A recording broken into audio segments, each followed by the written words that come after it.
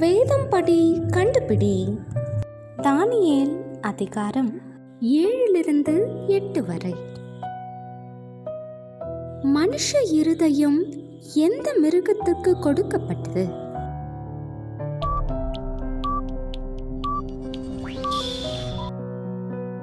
எதற்கு மனுஷ கண்களும் பெருமையானவைகளை பேசும் வாயும் இருந்தது?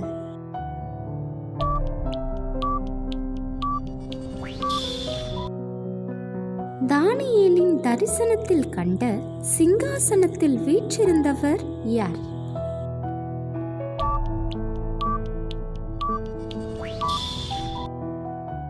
சிங்காசனத்தில் வீற்றிருந்தவருடைய சன்னதியிலிருந்து எது புறப்பட்டு ஓடினது?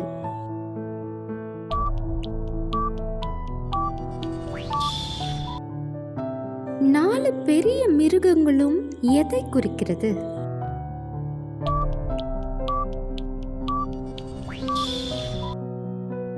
சூசான் அரண்மனை எந்த தேசத்தில் உள்ளது?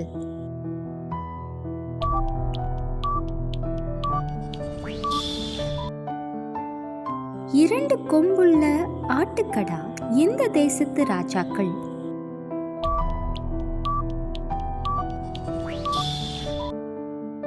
தானியேலுக்கு தரிசனத்தை விளங்க பண்ணினது யார்?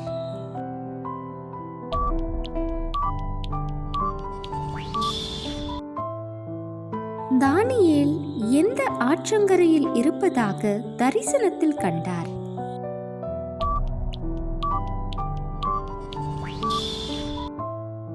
வெள்ளாட்டுக்கடா எதை குறிக்கிறது?